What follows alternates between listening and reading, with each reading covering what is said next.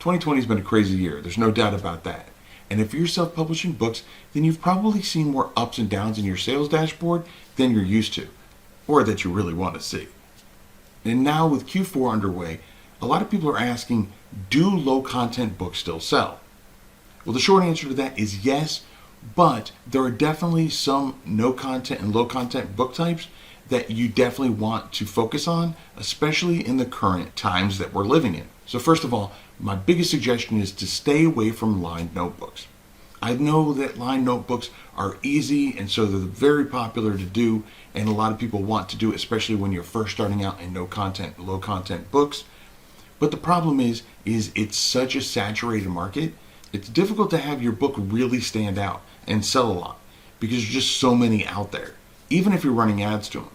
Besides, running ads to a lined journal is not very cost effective because you usually have to charge so low to be competitive that your ads will most likely either just break even or you'll probably lose money on it. So again, I would stay clear of doing lined journals, at least for the time being. So what kind of low content books and no content books should you focus on? Well, the first one I would start with would be journals for hobbies, like gaming, gardening, hiking, things like that. Especially if it's a hobby that you actually love, then it's a really good idea to do a journal around that. Because if it's something that you're familiar with, you'll know the inside lingo, you'll know all the little nuances that pertain to that particular hobby that other people may not know. And that will really speak to your target audience. The next type of no content books that I would focus on would be sketch paper, sheet music, tab sheets. People are staying home a lot more now. And so they need things to do while they're at the house. They're drawing more, hence the sketchbooks. They're learning how to play instruments, hence sheet music and tab sheets. So providing no content versions of these books will not only give people that are just sitting at home right now wanting something to do, something that they can buy, but they also make great gifts for the holidays. What about coloring books? They're not just for kids anymore. Adults love coloring books. So you can do adult coloring books, you could do children's coloring books. One thing that you can do that a lot of people aren't doing is doing coloring books where there's an adult version and a children's version, because kids love to mimic their parents. And so if there's a similar coloring book that you can create that is a version that's more difficult for the adult, but then more simplified for the child, again, that makes great holiday presents, as well as just things families to do together. On that same thought, what about puzzle books and activity books? Again, these aren't just for kids anymore. Puzzle books are selling super well, at least for me right now, and both for my children's ones as well as for my adult puzzle books and activity books. Again, why not try to do a children's version and an adult version with the same theme? The one thing about all of these have in common is you want to focus around a theme.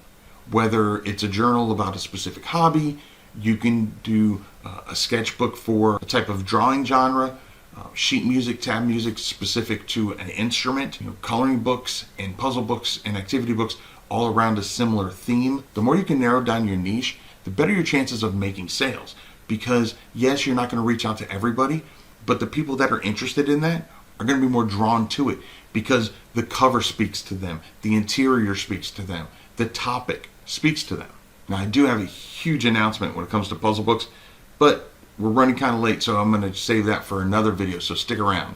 And the last category that I would focus on, especially now during Q4, is 2021 planners. Now, some people have already started on that, and they've started doing it back in June, but it's not too late to start now. With New Year's right around the corner, you really want to start getting your 2021 planners out now so they have time to get a few sales before the end of the year. Now, if you don't know where to start when it comes to making a planner, friend of the channel Kevin McGuire actually has got you covered. He's created pre-made 2021 puzzle interiors in both English and in Spanish. He even took the time to research keywords and provide you the metadata that you need to get the planner up and ready to publish and start selling in no time. You can head on over to kwheelerbooks.com/planners to grab your planners today. Now, full disclaimer, it is an affiliate link, which means if you make a purchase, a portion comes back to the channel while not affecting your purchase price at all. Now, if you're still thinking about coloring books that I talked about, then check out this video right here, where I show you how to turn a vector image into coloring pages. Or perhaps you're more interested in creating some puzzle books. Well, then check out this playlist right here and learn how to make some yourself. I'll catch you in one of those videos, and remember to write right.